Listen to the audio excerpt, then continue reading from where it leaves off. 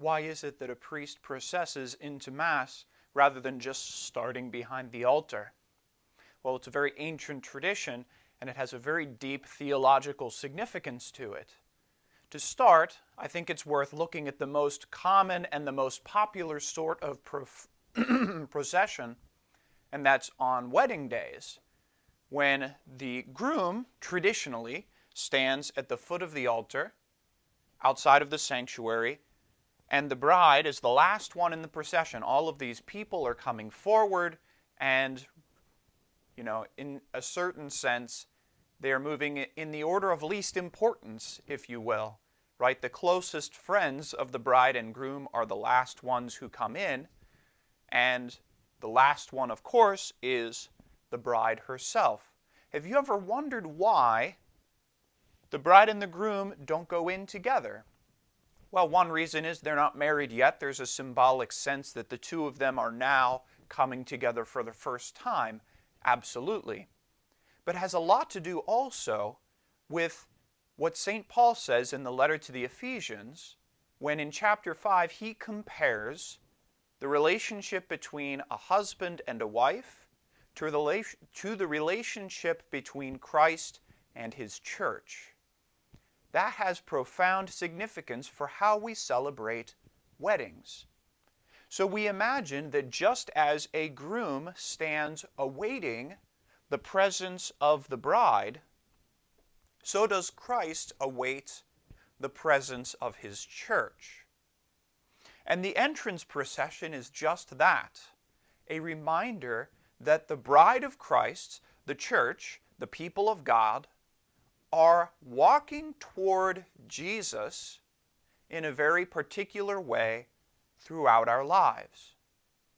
That in human history, the Church of Christ here on earth, her presence, is continually moving toward that day when, at the end of all things, we will see Christ again. He will come again in glory, and he will glorify his church in heaven, as the book of Revelation describes.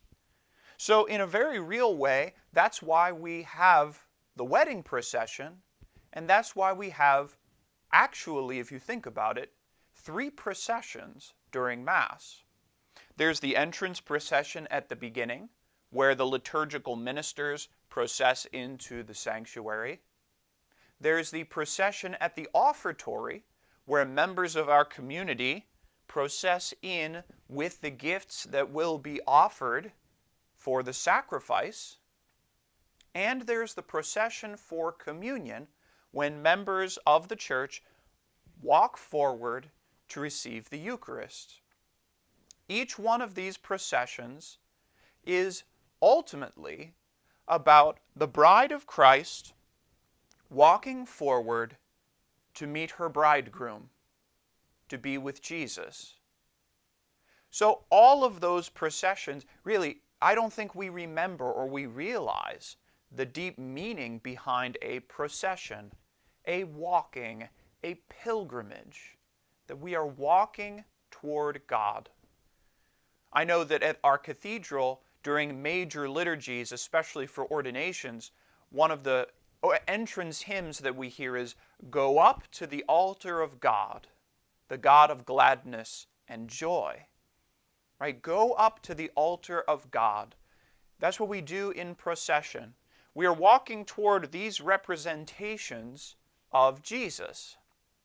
We go up to the altar because that is the place where we offer the sacrifice of the Mass, where we participate in Christ's sacrifice on the cross. So when we bring our gifts forward, which currently we aren't doing for the sake of avoiding as much contact as possible, but typically we bring our gifts forward. And what are those gifts? The humble bread and wine that God will make into his Son's body and blood, but also the gifts that we offer in the money that is given to the church. It is offered to God in a very specific way. This is a reminder of the ancient processions where, before the king or the queen went into the presence of other royalty, before them would come all sorts of gifts. This is the most grand in the Bible when King Solomon is receiving the Queen of Sheba. She comes forth bearing all these great gifts because she has long heard of the great wisdom of the King Solomon. And so she comes in retinue. This was what they did. They brought forward all of these gifts to be offered to the one that they'd like to seek something. She was seeking wisdom. What do we seek when we bring our gifts to the altar? We seek Christ, the greatest gift. So not only that, right? If we're moving forward to receive Christ, there's also a component of pilgrimage, that we are walking toward God every day of our lives. Every step of our lives is bringing us closer to being in the presence of God. That when we die, we will be with God. That's what we trust. That's what we believe. And so our lives are a pilgrimage of sorts, a walking toward a destination, ultimately where there is the presence of God. And so when we process forward, especially when we process forward to receive the Eucharist, do we keep that in mind? Do we realize that we are walking together during our journey on this earth, anticipating, looking forward to the day when we are no longer in procession, but have arrived at our destination? These are all things that as we do these actions bodily, we can remember that we are also on the spiritual journey. And every time we come forward to receive the Eucharist, it helps us to be more mindful of that fact. And we can think, I've done this. What have I done since the last week? What will I do before the next time I go on this procession? Am I getting closer, or am I straying from the path? It's an opportunity for us to refocus ourselves, to rededicate ourselves to the journey toward Christ. Because in the end, all journeys toward Christ involve walking up toward the cross. When the priest walks in and he goes into the sanctuary is raised up for practical reasons because that way more people can see the priests and the other liturgical ministers. But there's also a theological meaning there.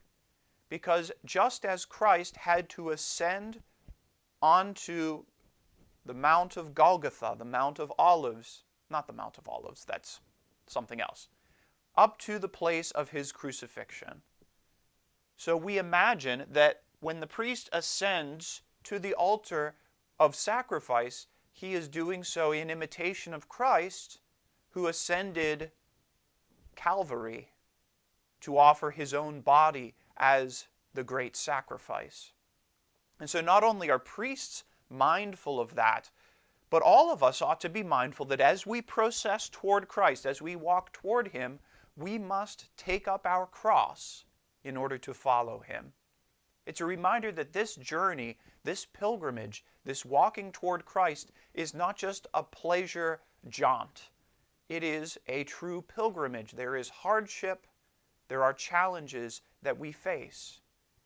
But we come forward carrying our crosses, receiving what strength God can provide to us in his Eucharist, so that during the exit procession, when we prepare to go forth into the world, having been nourished and strengthened by our time of worship, we are ready to be able to go out and to proclaim his word. That's the deep meaning of a procession that we've probably seemingly seen thousands of times and maybe never realized what we are actually doing bodily and mentally during those moments. We are offering what we have to God. We are going in pilgrimage up to him. We are carrying his crosses as we look forward to that day when we arrive at our final destination and have no need any longer to walk toward him, for we'll be in his presence. God bless, and I'll see you next time.